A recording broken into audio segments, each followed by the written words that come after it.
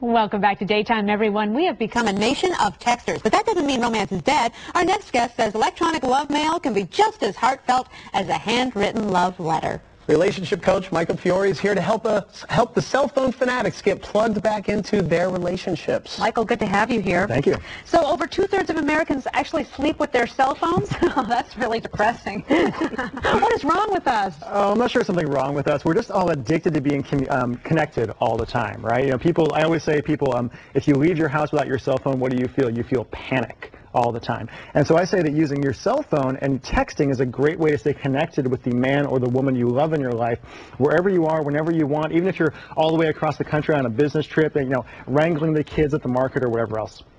Now, we have a lot of singles in America, Yes, I understand. There was a survey taken, huh? No, there's a few, yeah. 44% of American adults are single. So that would probably attribute to it. To the texting thing? Yeah, I find a lot of people who are single, it's a great way to, people are kind of scared to get on the phone, especially after a first date, right? So I often tell people who are single to use your cell phone and texting as a way right after you have that initial first date to kind of tell the person you were just with what you really loved about that date in the first place. You know, I can still smell you on me, I can still, the thing I...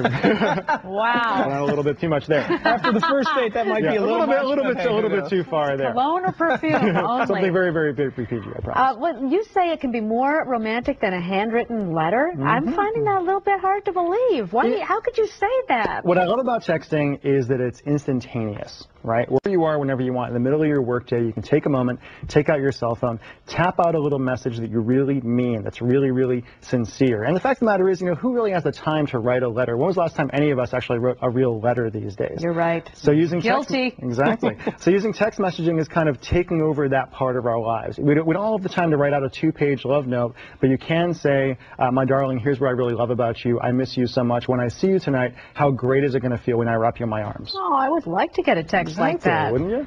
Is it different for men and women, the messages they should text? It is largely, men are largely visual creatures and are largely much more direct in what we kind of require. If you're a woman, just sending a message saying, thinking of you, do you remember the look on my face last night when you kissed me goodnight? Things like that work very, very well. If you're a man texting a woman, you want to get a little bit more detailed and more about feelings and emotions. You have no idea how much I love you, how much I appreciate having you in my life, but I'm going to show you tonight. Something like that. Oh my gosh. It happens every time. Are you single? I'm afraid not. I'm not. I have a very happy girlfriend. So I bet she is. Yeah. So it goes back to that primal thing where a guy just has to show you. Yeah. Is that kind of? And a guy, sometimes guys come to me and they say, Mike, I don't want to have to be the one who's running the romance all the time. I'm like, well, suck it up. It's kind of your job as a guy to be the one who is leading the way romantically in a relationship. And it's so powerful. People really don't tell each other how they really feel enough these days. I always say be unapologetically romantic with your partner. Forget trying to be cool, forget trying to impress people, just tell her that you love her, tell him that you love him, show them how you feel. I think a little goes a long way though. If I was getting messages from my husband every 15, 20 minutes, I'd be going, stalky, that's enough. Yeah, I always say the rule of thumb is never send more than 2 messages in a row without getting a response. Otherwise you can get a little bit too much there. And if you don't get a response, don't panic. Let it go. Let it go. It means she's busy. It's not that big of a deal, right? Be cool. People say on texting you don't get what you get from a verbal response. Yep. Do you have to really think that through of what you're writing and how it might be interpreted on the other end? It kind of depends on what your relationship is with the person. Never text when you're angry is one of the things I say. Never have a fight over text.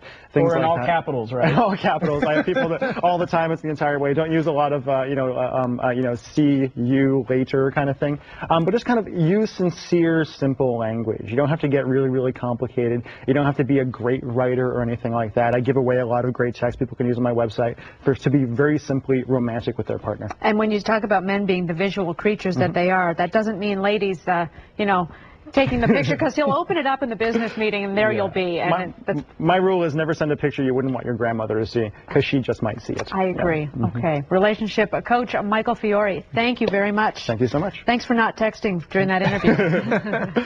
We'll be right back with more Daytime.